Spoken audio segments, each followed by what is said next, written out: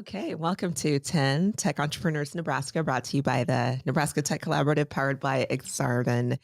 I am Shauna Dorsey, Executive Director of the NTC, and who knows when this will air, but right now, interim Executive Director of Intern Nebraska, powered by Exarban. I am here with a very special guest because she co-runs this fabulous space, Weberized, where we host or record, I should say, the 10 podcast series and our other podcasts. So, Margie. Yeah. Thank you for being here. Thank you for having us. It's Yes, great. It's so great. I say us, it's me, Margie, but my husband and I, we run Weberized podcast studio, and it's a pleasure to have your recordings here, and we're just happy to be able to help. I love it. And, he's here like in the background doing production stuff. So that it kind of counts, Richard. Yes. I'm still going to count it. Yeah. But yeah, so tell us a little bit about how you got into this and why it matters to you. That's all about us. Like, that's our backstory. We got started into this. So we both worked in news. That's where we met. And then since transitioning out of news, we wanted to find a way to utilize our skills to help other people tell stories, because that's what's really important to us, is people being able to own their story and tell it themselves in a way that's meaningful to them. So that's when we decided to have a go at it. Like, the opportunity came up where I could do some independent contract work, and then Richard and I could collaborate on the podcasting side of things. And really one of the very first hurdles was finding a space. Mm-hmm. And that's where we were so lucky. Like, our little circle of creative friends were like, try the Mastercraft. So we toured it, and it was essentially perfect. We knew the community would be great. We knew it was the place for creatives.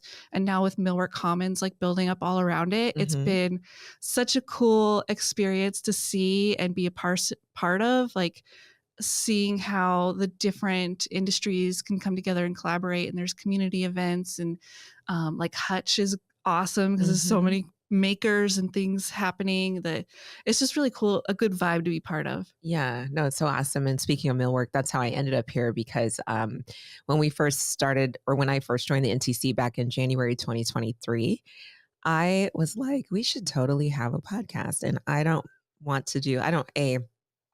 know anything about video editing or any of that stuff. And I think like the long form podcasts just don't work for me because I have like short attention span. Yeah. So totally. Anyway, I was just like, where could I go? I don't know. And so I reached out to Jeff Slobotsky. He referred me to you, and the rest is history. So he's a great community partner that way. Yes. It's a great connector, and just building up everything that's going on in the neighborhood and around for Omaha, really, I would say. So it's been really cool to be part of. Yeah. And the fact that we can collaborate now too because of that. Yes. Just really neat. It's so fun. Yeah. So you're also now at Do Space. Oh yeah. I teach a workshop about monthly of how to launch a podcast.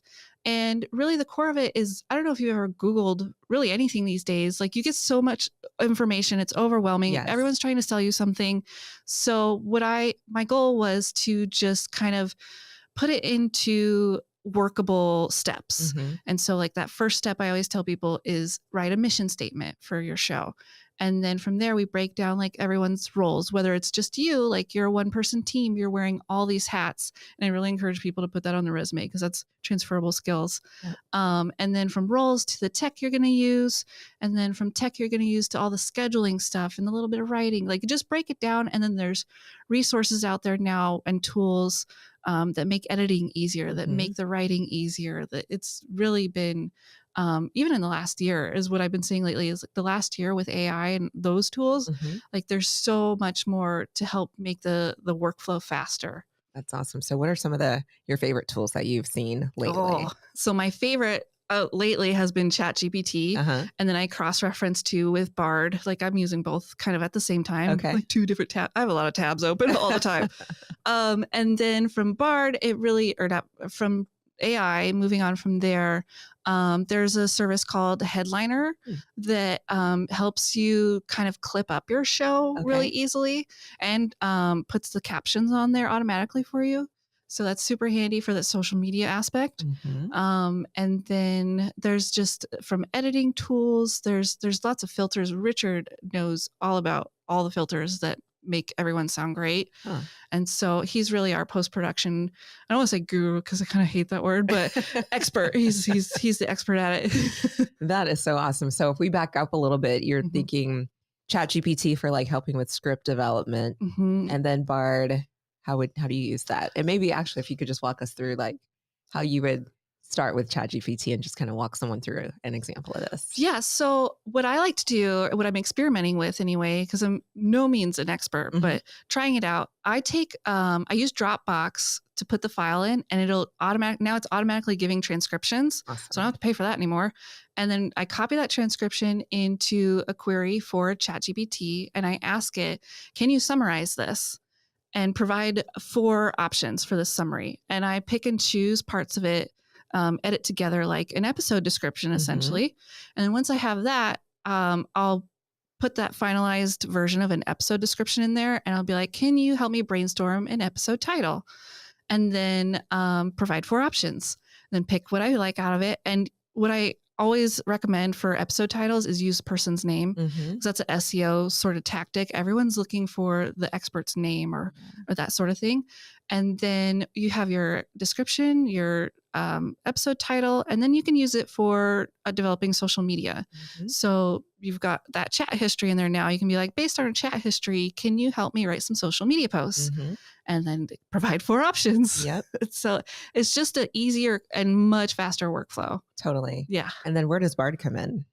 So sometimes when I don't really like what ChatGPT is giving me, I'll do the same sort of workflow on Bard. Gotcha. So it's another generative AI tool. Yeah. Okay. Yeah. That's awesome. So one thing I just learned, because what I typically do when I'm producing or releasing these episodes is I will listen to the entire episode, because usually it's months ago and I can't remember what we talked about. Yeah. So listen to the entire episode, drop what I think is a summary into chat, ask for an overview, a title, all the things like you just said. But I love the idea of using Dropbox to pull the transcript, drop that into ChatGPT, and then do all the rest of the steps, because that right there saves me maybe 10 to 20 minutes, because sometimes as a person with a short attention span, I will get distracted while listening to a podcast, even a 10-minute one. Same. I still get distracted. So I have to re-listen to it and then pull together a summary. So this is brilliant. And I just saved myself more time. And that's by the listening thing. to you. Yeah. Amazing. Yay. And hopefully it's helpful for others. Yes. Yeah. And Dropbox, like that's just an added thing that they've done in the last year with all that. So all these tools are just exponentially getting better, especially when it comes to adding in the AI functionality. It's cool. Yeah. No, that's super helpful. And then I think a lot about small business owners and people who want to tell their stories in different ways. And now this is a process by which you can do it pretty affordably. Yes, that's a core value for us, because podcasting is something you can do on your own. We absolutely know that. It's just, like I said, it's overwhelming. And then you have someone like us with the skills and experience where we can kind of coach you along. And then eventually, go ahead and go do it on your own, you know, and you can dip your toe in the water without having to invest in like your own gear and stuff like that. Exactly. Yeah. Fascinating. Yes. Okay. So what do you hope to see happen in Greater Omaha, like as far as the podcasting storytelling scene goes? Omaha is so full of creative people and arts community that like I find it so fulfilling. And so what I would like to see as far as our podcasting scene is more connectivity and opportunities to kind of network and meet. And so that's actually been turning in the back of my mind these past few months about how can I help develop that.